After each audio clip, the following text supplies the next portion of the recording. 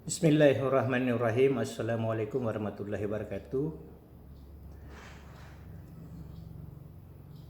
Salam jumpa kembali. Kali ini kita akan membahas tentang ideologi,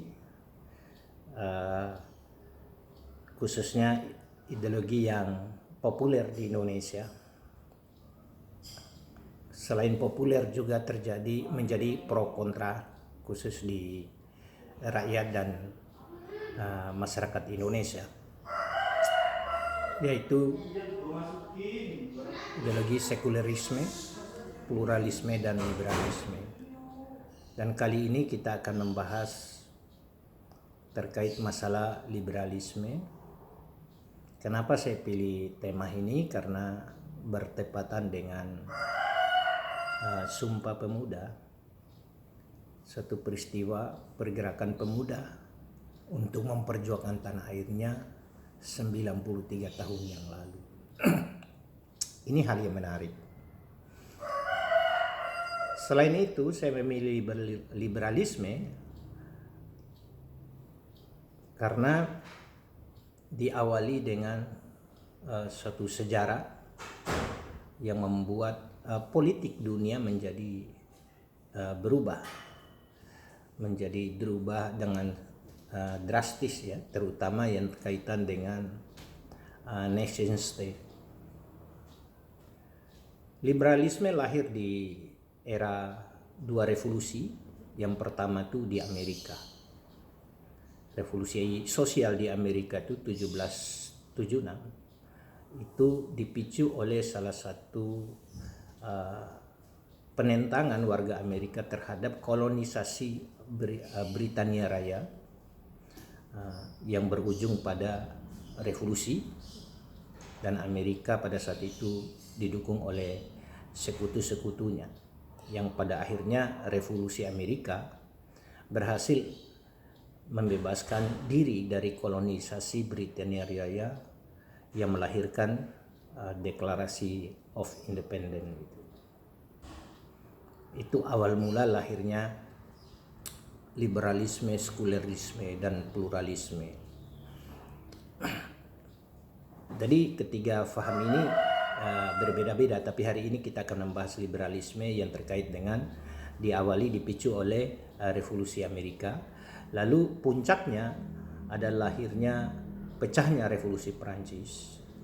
Revolusi Perancis itu dipicu oleh tiga indikator.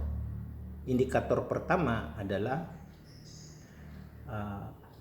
kesewenang-wenangan raja dan kesewenang-wenangan gerejawan, khususnya Katolik pada saat itu, dan rakyat jelata. Apa yang memicunya? Mereka kaum bangsawan pada saat itu, khusus raja dan gereja, bekerja sedikit tapi memiliki hak yang lebih banyak. Sedangkan bangsawan tengah memiliki hak sedikit, tapi bangsawan sama rakyat jelata atau proletar itu dia bekerja banyak tapi sedikit memiliki hak. Nah, hak ini dimaknai yaitu kebebasan atau liberty, ya, atau hak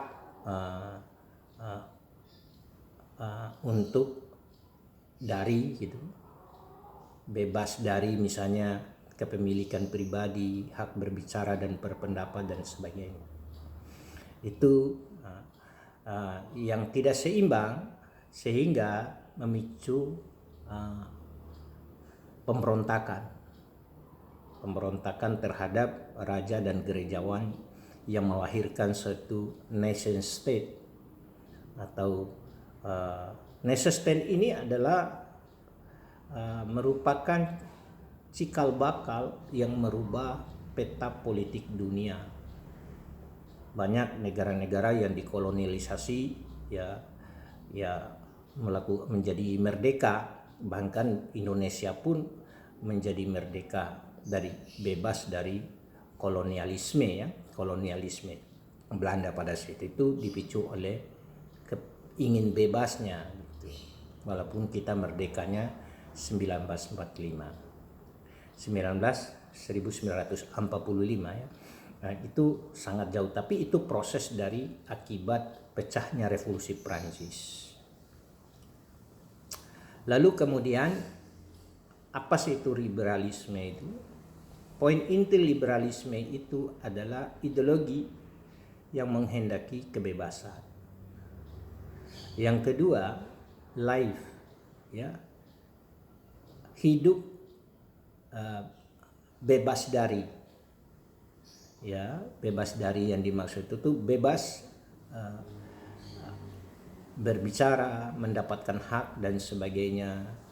Terus yang ketiga itu properti. Jadi bebas memiliki, ya. Ini yang berkaitan dengan ekonomi. Berkaitan dengan ekonomi, warga negara atau siapapun memiliki hak, ya, untuk memiliki kepemilikan pribadi asal mampu yang tidak batas. Nah, inilah yang membedakan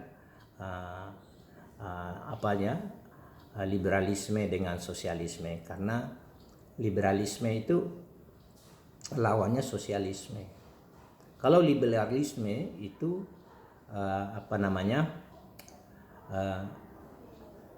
kebebasan pribadi, ya, atau ekonomi bebas, itu politik bebas. Kalau sosialis, ya, ekonomi tidak bebas, politik juga tidak bebas. Nah, ini yang membedakan dua faham, sehingga liberty, ya, kebebasan untuk berbicara dan berpendapat yang menjadi inti, ya, bebas dari, ya, tekanan. Maksudnya bebas dari tekanan itu kepentingan publik sedikit, tapi kebebasan privasi itu jauh lebih luas. Dan pemerintah itu hanyalah alat atau hanya mengatur. Yang dijunjung tinggi adalah kebebasan individu, dan pemerintah hanyalah mengatur itu sesuai dengan konsep, ya, yang di kontrak sosial, ya, kontrak sosial Thomas Hobbes, di mana konsep Thomas Hobbes atau teori Thomas Hobbes itu mengatakan bahwa manusia pada dasarnya secara alamiah, nature-nya itu secara alamiah dia jahat. Coba bayangkan manusia yang perilaku jahat ini diberi keluasan, apa jadinya kehidupan masyarakat? Akan terjadi anarkis. Oleh karena itu, menurut Thomas Hobbes itu dibutuhkan negara. Negara ini yang mengatur supaya manusia bisa menjadi lebih tertib. Justru berbalik dengan teori John Locke, tapi sama-sama punya tujuan yang sama. Konsep John Locke atau teori John Locke mengatakan bahwa pada prinsipnya, pada hakikatnya manusia itu baik. Coba contoh gitu, kita hidup di hutan, dia akan baik karena tidak ada sumber informasi yang merusak. Manusia menjadi rusak ketika dia ketemu dengan kelompoknya atau teman-teman atau berkelompok dalam sosialnya. Disinilah muncul perdebatan, muncul perbedaan, terus lalu kemudian muncul konflik, ya. Misal gitu, kenapa dia kaya, ada yang kaya, kenapa saya miskin? Nah, itulah yang membuat manusia menjadi jahat. Nah, oleh karena itu manusia harus dihargai privilege-nya. Jadi harus ada negara, tapi negara tidak boleh mencampuri lebih dalam urusan privasi dan sedikit dan kepentingan publik, jadi negara sebagai alat untuk mengontrol. Jadi dua pandangan John Locke sama Thomas Hobbes dan John Locke ini sama, tapi intinya ada positif dan negatif. Tapi keduanya sama-sama menginginkan negara hadir. Yang satu untuk membangun ketertiban, yang satu negara itu alat. Jadi poin dari konsep teori dua tokoh klasik, era klasik ini, ya, negara dijadikan alat. Jadi ruang publik diperkecil aja, tapi ruang privasi itu diperluas. Nah, hari ini kita ambil di Indonesia, memang liberalisme itu tengah berjalan dan sudah berjalan. Nah, yang menarik itu satu sisi kita menolak liberalisme, satu sisi kita memprakteknya.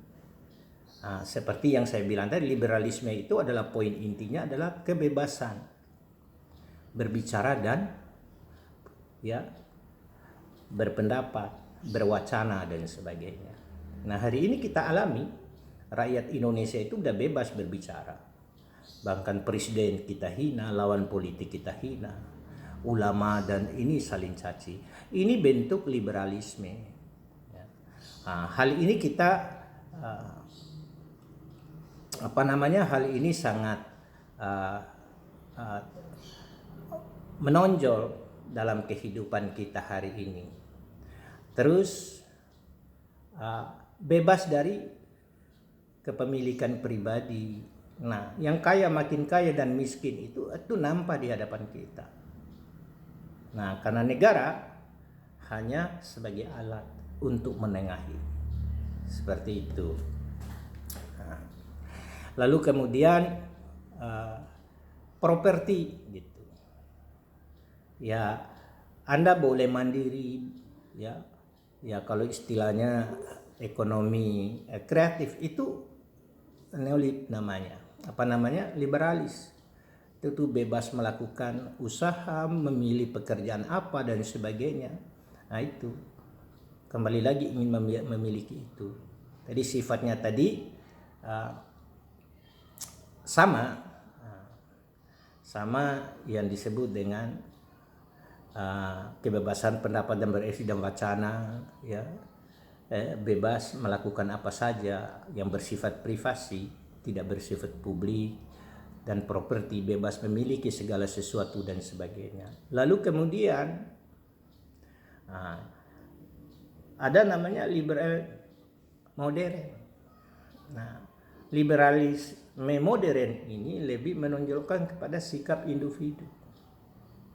Nah, individualisme, ya dia bebas melakukan apa saja, dia melakukan tindakan apa saja, ya, lalu dia bebas memiliki segala sesuatu, itu yang modern.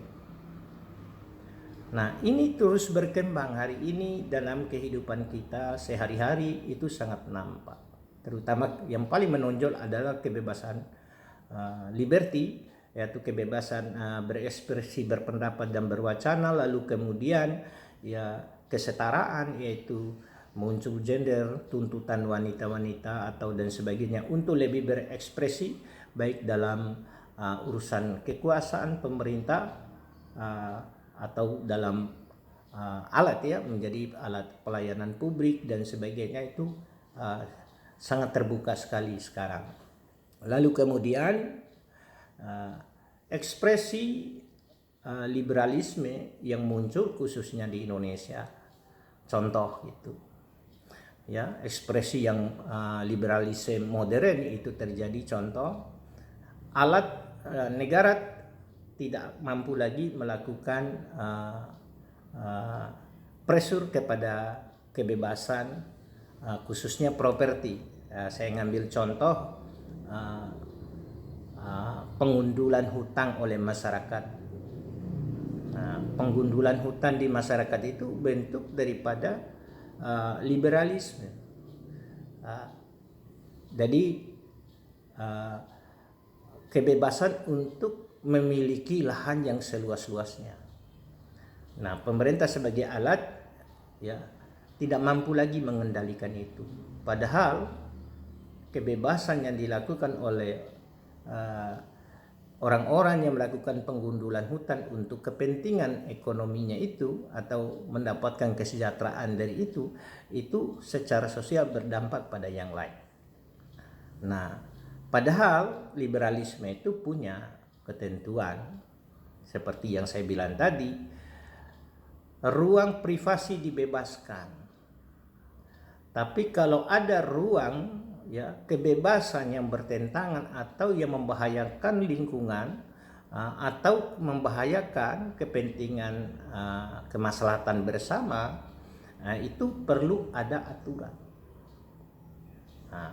Aturan ini seharusnya melarang pembabatan hutan atau penggundulan itu ada larang, karena itu kebebasan pribadi yang berkepentingan kepada orang lain. Contoh, rusak hutan, hujan lebat, berhari-hari, berbulan lalu kita banjir.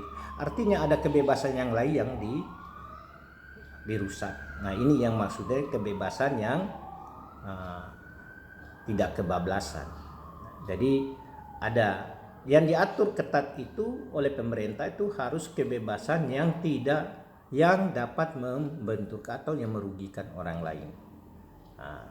Itu berbeda dengan kebebasan privasi, itulah kepentingan publik.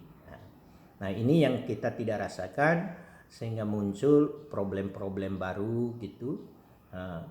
Di samping yang lain bebas, bahagia, tapi ada juga yang kebebasannya dirampas.